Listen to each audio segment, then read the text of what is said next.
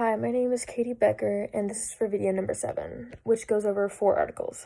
The first article, Competitive Charity, a Neoliberal Culture of Giving Back in Global Yoga, talks about markets of charity and philanthropy that are traditional areas for religious institution, and that focuses on the case study of yoga and how the recent developments in global yoga shows a tendency towards social activism in the charity market, and how it is located in the context of social activism as well as spiritual entrepreneurship.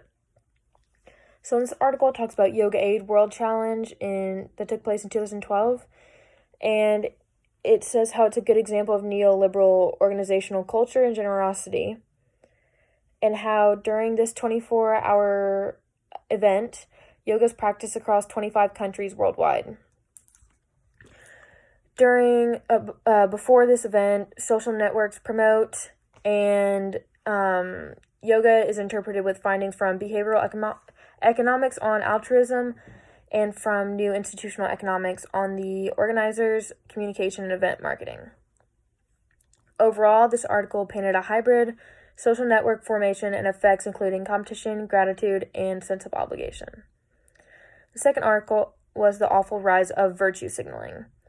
So this talks about how virtue signaling has been increasing, and if you ask what virtue signaling is, it is indicating that you are kind, decent, and virtuous. And they gave examples a lot through advertising or through examples that people say verbally.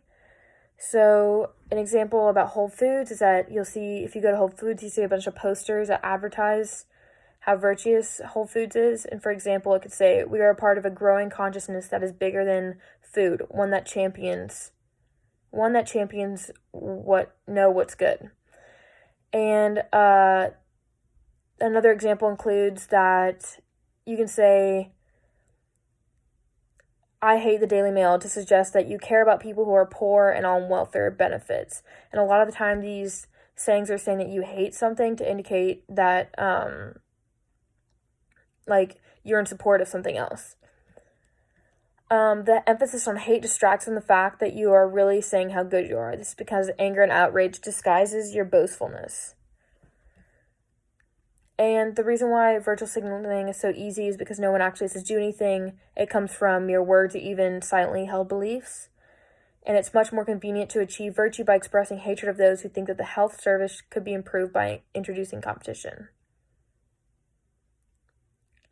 The third article is called The Eventification of Place, Urban Development and Experience Consumption in Berlin and New York City.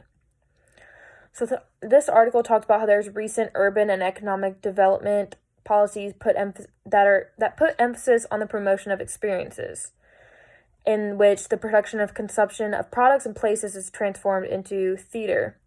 So this emphasizes that festivalization has infiltrated urban economic development and turned it into an overall eventification, in which eventification provides shared interest for local stakeholders and producers and marketers of cultural products and opportunities to further the growth in urban coalitions. So basically in this article, it just looks at examples of how eventification fosters new relationships between local urban developers in artists in Berlin and the suburbs of South Bronx and New York City. And so this article closes with the fact that eventification embraces an accelerating logic of ever more experienced schemes and thus raises questions about its sustainability. It also features a process in which urban space is transformed into stage experiences of event consumption. The last article was Consuming Good on Social Media. What can conspicuous virtual signaling, also referred to as CVS, on Facebook tell us about pro-social and unethical intentions?